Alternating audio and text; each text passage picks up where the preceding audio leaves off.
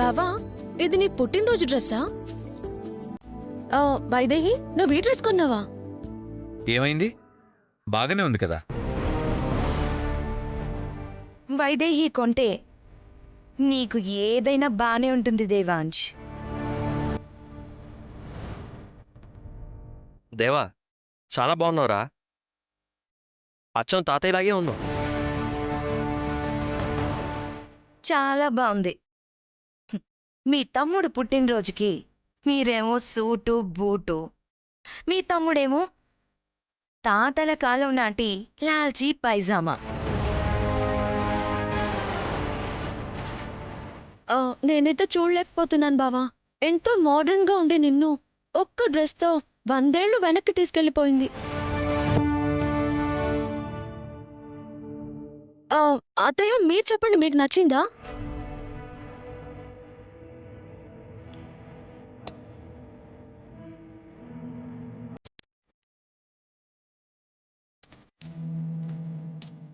అమ్మా, వైదేహి ప్రేమతో తెచ్చింది. ఆ ప్రేమను చూడాలి గాని తెచ్చిన బట్టలు చూస్తారా?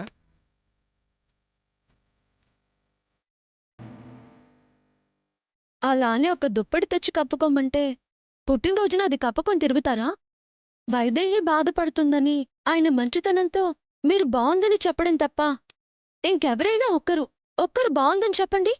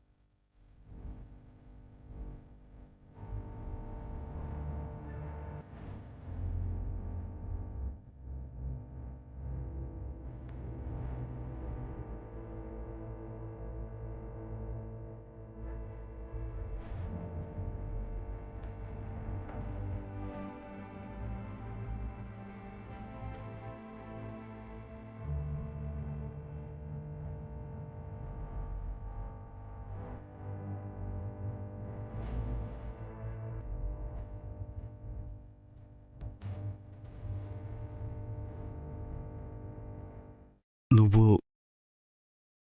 నువ్వు ఈ ఈ డ్రెస్లో ఏమీ బాగాలేదని ఇప్పుడే అనుకుంటున్నాం మావయ్య. మీరు చెప్పండి, బాగుందా? బాగా లేకపోవడం ఏంటమ్మా?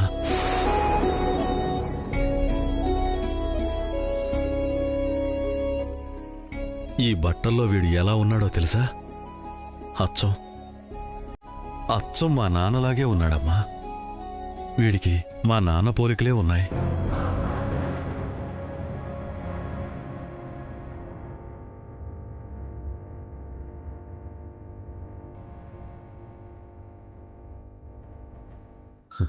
ఈ బట్టల్లో అచ్చుగుద్దినట్టు అలాగే ఉన్నాడు.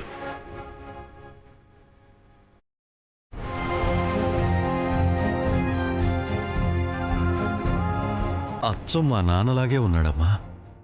ఆ ఒడ్డు పొడుగు, ఆ రాజసం అంతా మా నాన్నగారే.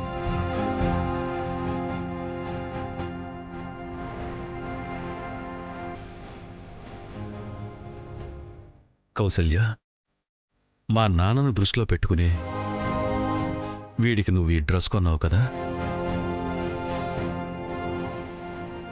నాన్నగారు, ఆ డ్రెస్ కొన్నది వైదేహి, అమ్మ కాదు.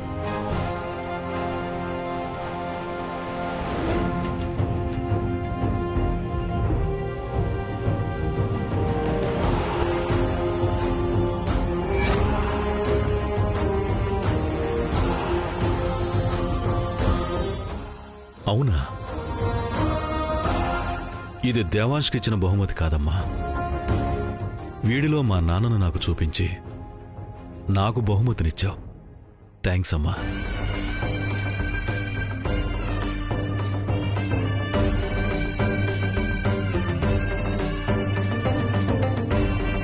చల్లగా ఉండండి.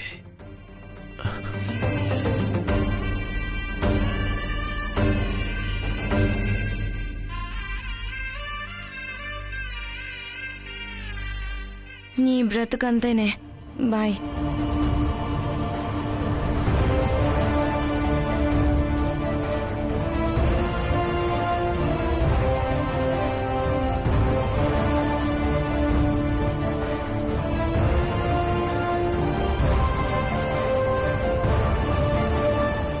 దీన్ని అడ్డంగా బుక్ చేద్దామని ఇంత కష్టపడి ప్లాన్ చేస్తే చివరికి క్రెడిట్ మొత్తం ఇదే కొట్టేసింది. శ్రవంతి,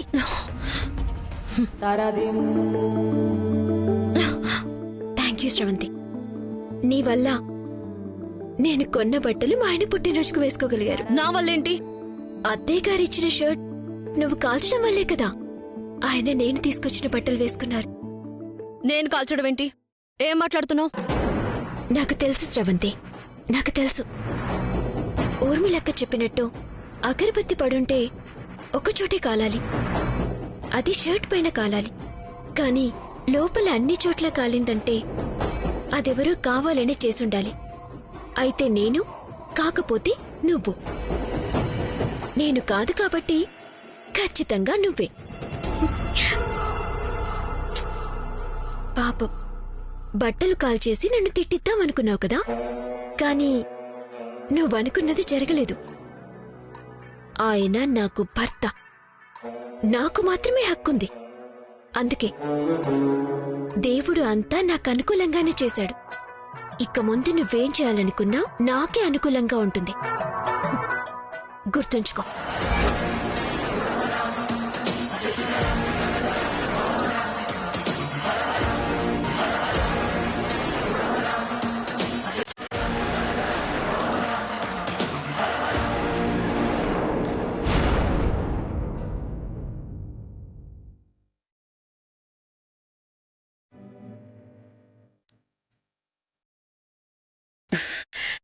ఏంటండి అంత మైమర్చిపోయి మరీ చూస్తున్నారు?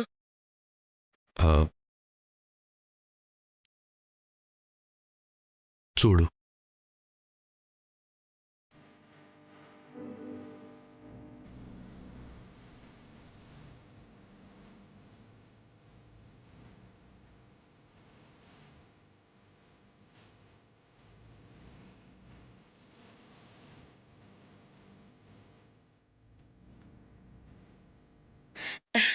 అమ్మ స్రవంతి,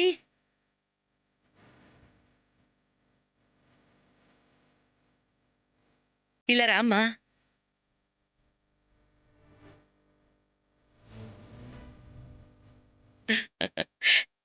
ఏంటత్తయ్యా? ఇదిగో ఈ ఫోటో చూడమ్మా.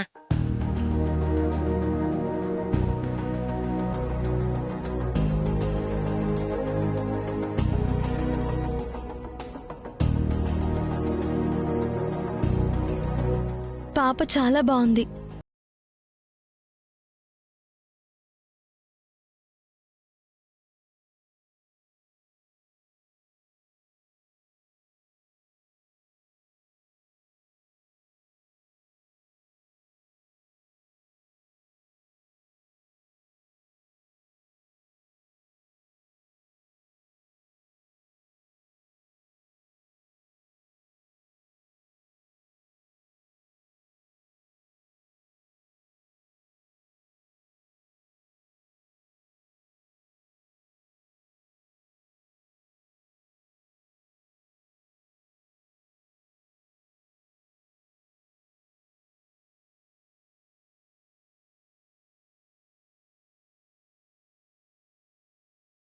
ఆ ఫోటోనా?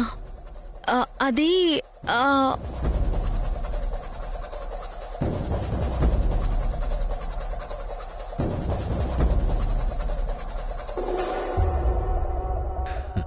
కష్టంలేమ్మా, గుర్తుపట్టలేవు.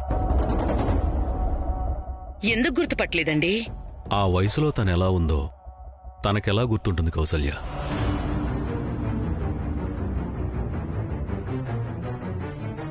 పెరిగి పెద్దదవుతున్నప్పుడు ఈ ఫోటో గనక చూసుంటే ఓహో నేను చిన్నప్పుడిలా ఉండేదాన్నే అని చెప్పి గుర్తుపెట్టుకునుండేది.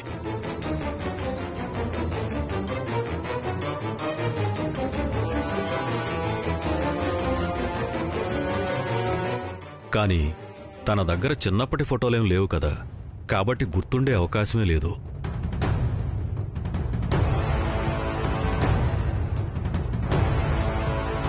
అవును మావయ్య, కరెక్ట్గా చెప్పారు.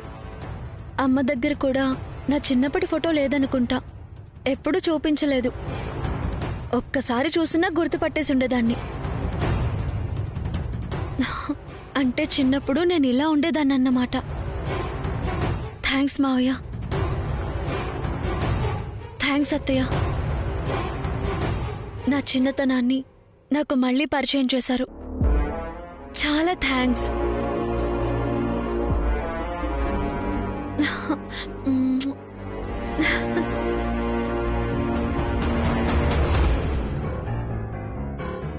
అమ్మయ్యా, దొరికిపోయానని భయపడ్డా దొరకలేదు. నా అదృష్టం ఏంటంటే నేను మేనకోడల్ని గుడ్డిగా నమ్ముతున్నారు కాబట్టి ఇలాంటి చిన్న చిన్న పొరపాట్లు ఏవైనా ఉన్నా సరే వీళ్లే సరి చేసుకుంటున్నారు.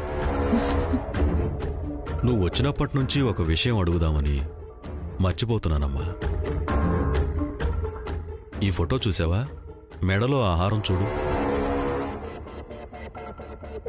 నీ ఉయ్యాల ఫంక్షన్ జరిపించేటప్పుడు నీకోసం ప్రత్యేకంగా చేయించాను. ఆ ఆహారం ఎంత విలువైందో దీంతో ఉన్న జ్ఞాపకాలు అంతకన్నా ఎక్కువ విలువైనవి. ఇప్పుడు ఈ హారం ఎక్కడుందమ్మా? ఈ రోజేంటి అన్నీ ఊహించని రహస్యాలు ఎదురవుతున్నాయి. ఇప్పుడేం చేయాలి? ఏమో తెలీదు మావయ్య. నేను కూడా ఎప్పుడూ చూడలేదు. బహుశా అమ్మ దగ్గరే ఉండిపోయిందేమో. ఇది నీ మెడలో వేసిన జ్ఞాపకం అలాగే ఉందమ్మా. ఆ హారాన్ని ఒక్కసారన్నా చూడాలనిపిస్తుంది. ఎక్కడుందో ఏంటో.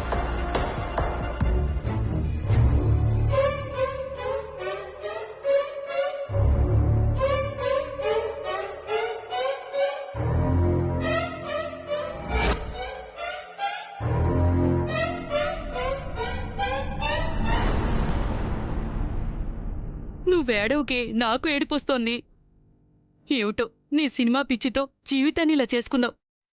సరే, నువ్వు బాధపడకు. మీ నాన్నని ఎలాగోలా ఒప్పిస్తాన్లే. ఏదొకటి చేసి ముందు నీకు డబ్బులు పంపిస్తానే. ఇదిగో మళ్ళీ మీ నాన్నొస్తాడు. ఉంటాను. ఎప్పుడూ నాకేంటని ధైర్యంగా ఉండేది నా మనవరాలు. అలాంటిది అంతలా ఏడుస్తుంటే అక్కడ ఎన్ని పాటలు పడుతోందో ఏంటో. డబ్బులకి ఎంత ఇబ్బంది పడుతోందో. ఏదో ఒకటి చేసి డబ్బులు పంపించాలి. కానీ ఎలా పంపించాలి?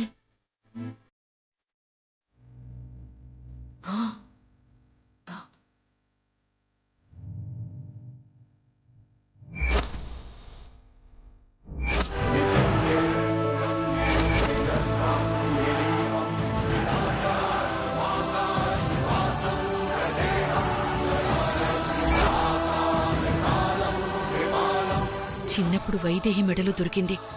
ఎలాగూ తనకి తిరిగి ఇచ్చేది లేదు. ఇంట్లో ఉంచుకుని ఏం చెయ్యాలి? బంగారమే. అమ్మితే బాగా డబ్బులొస్తాయి. అవి నా మనవరాలకి పంపితే అక్కడి అవసరమైన తీరుతుంది. అమ్మేస్తాను. అమ్మా,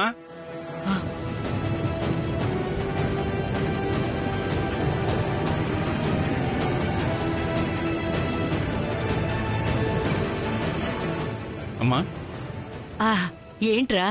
అమ్మా, రెడీగా ఉన్నావు కదా? బయలుదేరదామా? ఎక్కడికి రా? చెప్పాను కదమ్మా, ఈరోజు అల్లుడు గారి పుట్టినరోజు. వియ్యంకుల వారింట్లో ఫంక్షన్ చేస్తున్నారు. అందర్నీ రమ్మన్నారు. అందరూ ఎందుకురా? నేను రాలేను కాని మీరు వెళ్ళండి. అదేంటత్తయ్య, ఇంటికి పెద్ద దిక్కు మీరు రాకపోతే ఎలా? అన్నయ్య వదిన ఇద్దరూ ఫోన్ చేసి మరీ మిమ్మల్ని రమ్మని చెప్పారు. ఏదో మాట వరుసకి రమ్మంటారే, అందుకని ఇంటిల్లిపాది వెళ్ళిపోతావా ఏంటి?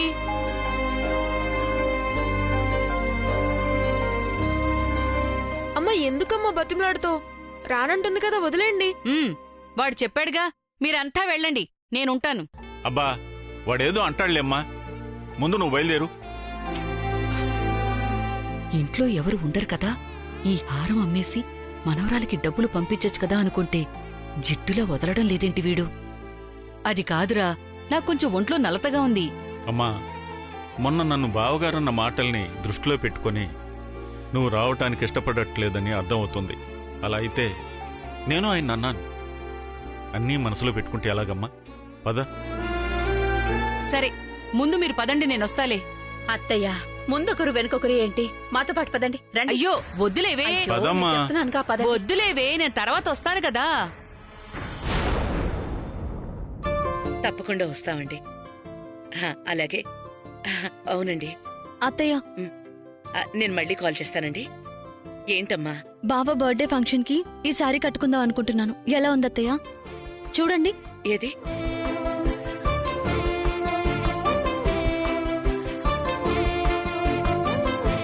చాలా బాగుందమ్మా. మరి నగలు? నగలేం వద్దత్తయ్య, ఇలా సింపుల్ గా ఉండటమే నాకు అలవాటు. ఏంటమ్మా నువ్వు? ఫంక్షన్లో శారీ ఒకటే కట్టుకుని సింపుల్ గా ఉంటే ఏం బాగుంటుంది? నగలు కూడా పెట్టుకోవాలి కదా. ఎందుకులేండి అత్తయ్య. ఏంటమ్మా ఎందుకు? నీకు బానే ఉంటుంది, కాని దేవాంశు భార్యగా, ఈ ఇంటి మేనకోడలిగా వచ్చేవాళ్లందరికీ నువ్వు స్పెషల్గా కనిపించాలి కదా. పైగా వచ్చేవాళ్లు నిన్నలా చూస్తే కౌసల్యాదేవి కోడలని, మేనకోడలని బోసిగా ఉంచింది అంటారు. పైగా మీ మావయ్య గారు ఆస్తి నీకు అప్పగిస్తున్నారు. ఇంత సింపుల్గా ఉంటే ఎలా? అయినా ఇంట్లో లేకపోతే అనాలి, బోల్డన్ని నగలున్నాయి కదా. తీసుకొస్తానుండు.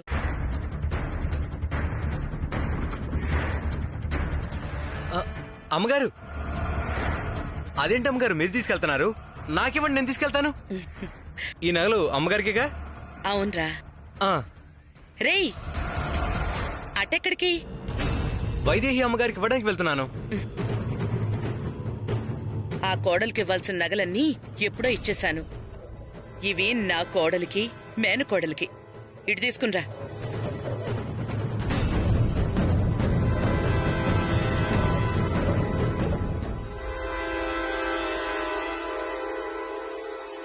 ఈ నగలు వేసుకోమ్మా.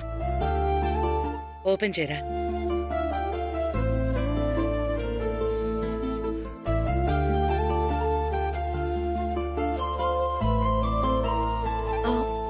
ఇన్ని నగలెందుకు అత్తయ్య? నీకు నచ్చినవి వేసుకోమ్మా, బావుంటాయి. వేసుకో శ్రవంతి.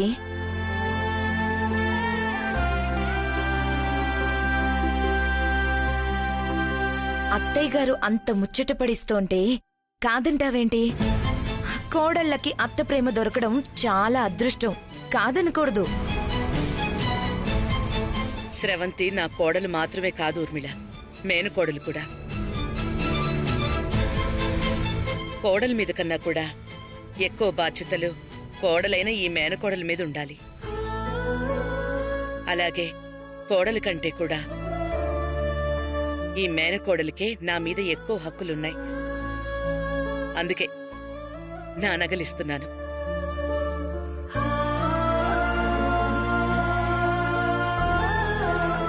ఇవ్వండి అత్తయ్యా, నాకేం అభ్యంతరం లేదు.